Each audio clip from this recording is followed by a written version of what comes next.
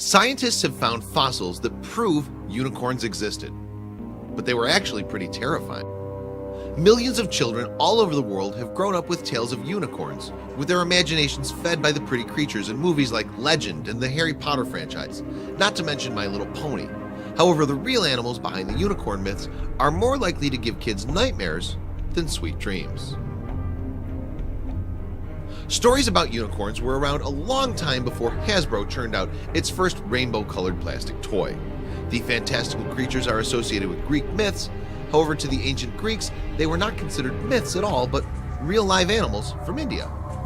These early unicorns were not the graceful creatures we think of today. In fact, Greek historian Ctesias gave us the first account in the 5th century BC and describes them as wild asses with long horns.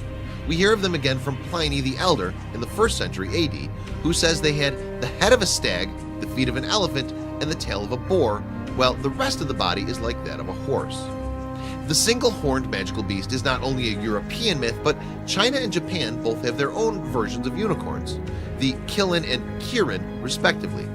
The Killin was said to appear before the birth or death of someone important. It wasn't particularly horse-like though, with a curled horn and a scaly green deer's body and a lion's head. Some people believe the Bible contains references to unicorns, although most scholars say this is actually a mistranslation of the Hebrew word re'em. These creatures are mentioned 9 times in the Bible, where they're symbols of strength, but the word most likely refers to an ancient variety of ox. Strength continued to be one of the attributes assigned to unicorns into the Middle Ages. An Alexandrian merchant and traveler from the 6th century, Cosmas Indikapliostis, passed on Ethiopian accounts of the unicorn being a ferocious beast with its power originating in its horn. Saint Isidore of Seville, who lived in the 7th century, also described the unicorn as a strong animal able to kill elephants by stabbing them in the stomach. During this time, unicorns weren't all mystical horses yet, sometimes still being described as more like asses or goats. In medieval times, many also thought that unicorn horns were composed of a substance called alicorn. They were believed to have magical properties capable of neutralizing poison and curing mental and physical disease. One group to profit especially from this belief were the Vikings, who ran a thriving trade in narwhal horns from the Arctic Ocean, which they sold as unicorn horns. Other real animals that may have inspired the unicorn myth are the oryx, eland, and oryx, and perhaps 2-horned animals that lost a horn through mutation or a fight.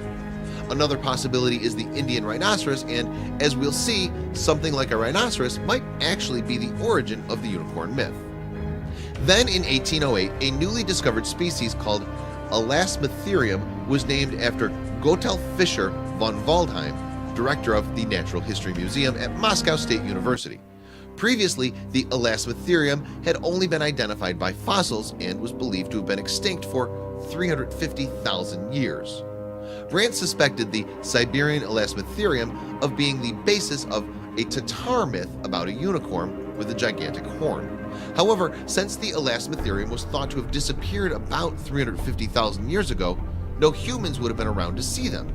Then in March of last year, the skull of an Elasmotherium was unearthed in Kazakhstan, putting the date of extinction much later, only 29,000 years ago. Now there was at least a chance that Elasmotherium would have been around long enough to be seen by humans and inspire the unicorn legend. Unfortunately, for those who like to think of unicorns as the graceful white-haired horses that feature on posters, usually with a rainbow in the background, the Elasmotherium was not quite so dainty. Rather than being an ethereal pony, it was closer to being a terrifying monster rhinoceros. The Siberian Elasmotherium would have been an intimidating sight, standing around 6 or 7 feet tall and 15 feet long, most likely covered in fur like a mammoth. These mighty animals weighed 4.5 tons. No definite size has yet been given for the horn, but it may have been up to 6 inches long.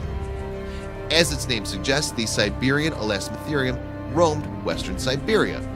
They were also to be found in southwestern Russia and further south into Eastern Europe. Despite its fearsome appearance, it was a herbivore, like the modern rhinoceros, grazing over large areas. Most likely, the south of western Siberia was a refugium where this rhino preserved the longest in comparison with the rest of its range, paleontologist Andy Svansky told Phys.org. There's another possibility that it could migrate and dwell for a while in the more southern areas.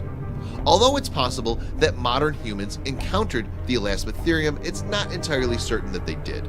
Some, like cryptocologist Willie Ley, suspect that stories about the species have survived from the prehistoric era, but some accounts, like that of 10th century traveler Ibn Fadlan, seem to describe the giant rhinoceros too accurately to be merely retelling a myth.